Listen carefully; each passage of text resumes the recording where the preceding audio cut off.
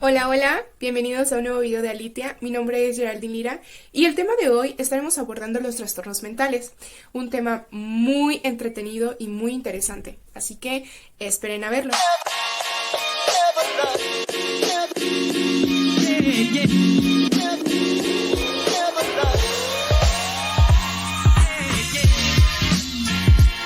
Hablaremos sobre, en específico, un trastorno mental que es el antisocial.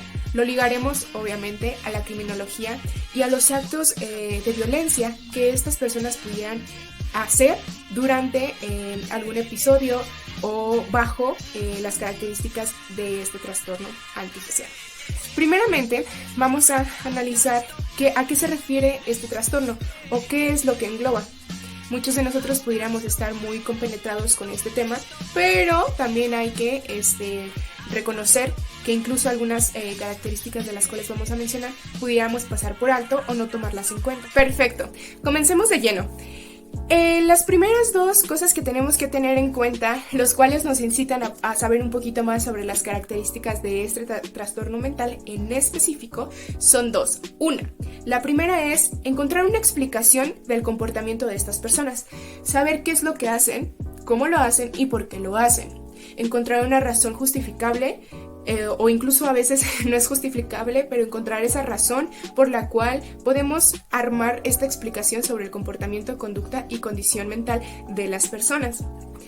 El segundo punto son las consecuencias que pudieran llegar a tener estas personas, ligado a la criminología y al ámbito penal, sobre esta responsabilidad que cae en este tipo de personas. Podríamos llegar a decir o a tener una hipótesis sobre estas personas o sobre casos en específicos, si estas son inimputables o imputables.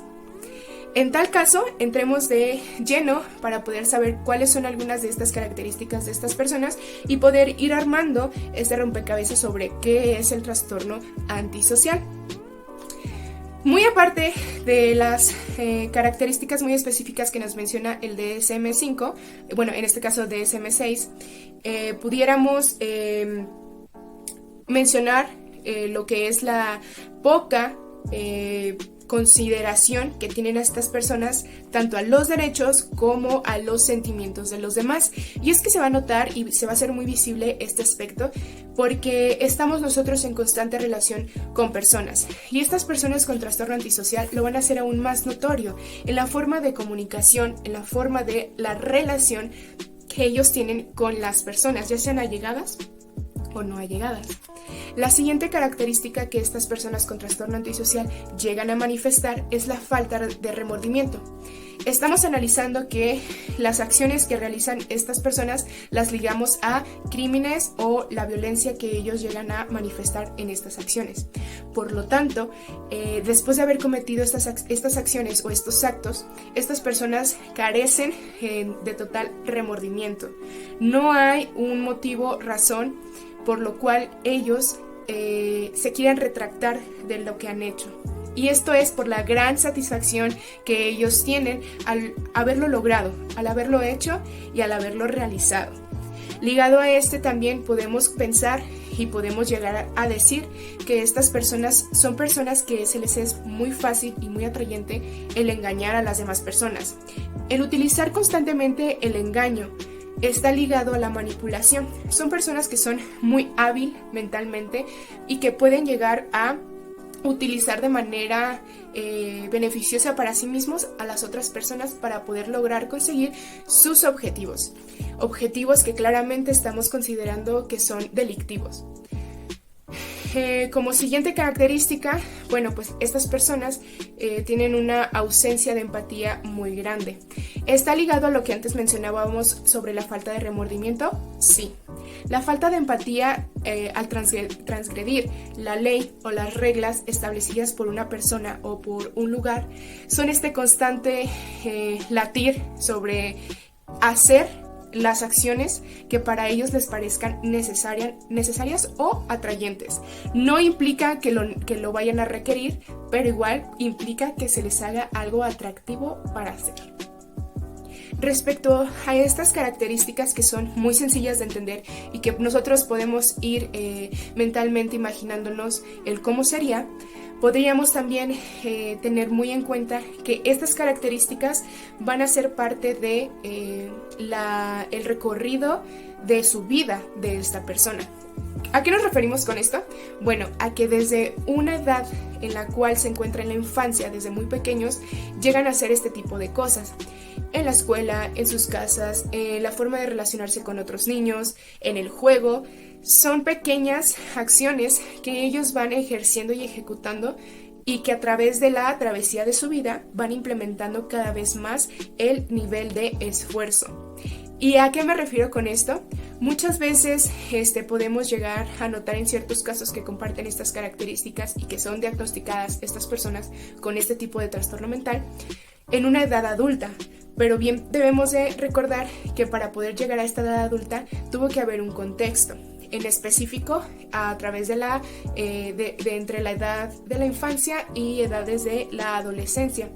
Cuando ejecutan los crímenes o los actos violentos en la edad adulta, lo realizan de una manera tal cual que puede ser ligada a normalmente a la responsabilidad penal que ellos van a adquirir, pero igual las características que se mencionan anteriormente son las características que se toman en cuenta en tal caso. Respecto a esto, les traemos una lista de películas para que a ustedes se les haga un poquito más fácil, de manera visible, poder ir reconociendo estas características del trastorno antisocial. Y comencemos con las dos películas que les recomendaremos el día de hoy sobre cómo podemos ver este trastorno en la infancia, desde una edad muy temprana, en personas con trastornos mentales. Y bueno, tal vez ustedes ya puedan reconocer esta película, y se trata sobre Tenemos que hablar de Kevin.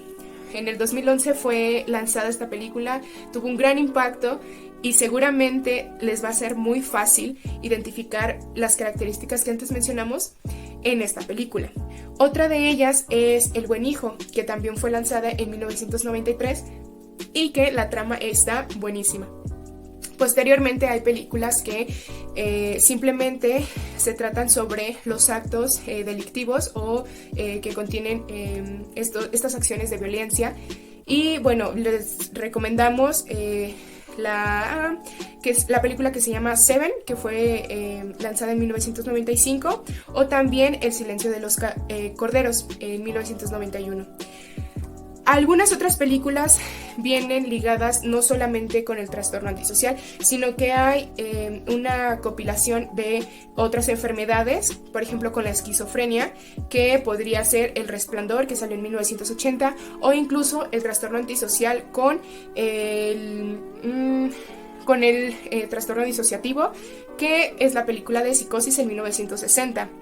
O incluso el trastorno antisocial con el trastorno histriónico o la personalidad histriónica en la película de La Naranja Mecánica, lanzada en 1971. Pero incluso hay otras dos películas que están ligadas con el trastorno antisocial, pero solamente con la violencia que se puede notar y se puede destacar en estas películas, y serían dos. Una es la de Snowtown, en 2011 se lanzó, y por último la de Henry, Retrato de un asesino, en 1986. Para finalizar, simplemente queremos recomendarles estas películas, que ustedes las vean, e incluso si gustan dejarnos sus comentarios a través de las pequeñas hipótesis que ustedes pueden ir armando cuando vean este tipo de películas. Si es así, los esperamos y los leemos. Y por supuesto, no se te olvide seguirnos en nuestras redes sociales. Aparecemos como Alitia, e incluso te los dejamos en la descripción de este video. Por último, y no menos importante, te hacemos estas dos invitaciones a dos conferencias. Una es el martes 7 de diciembre a las 8 p.m. con la doctora Jessica Jocelyn Marváez Flores, bajo el tema Restos, calcinados y odontología forense en México. La siguiente conferencia va a ser el viernes 17 de diciembre a las 5 p.m. Con el ingeniero Luis Enrique Funes Oliva, bajo el tema exclusión e inclusión de la paternidad. Si estás interesado, mándanos mensaje y nosotros nos comunicaremos contigo con muchísimo gusto. Bye.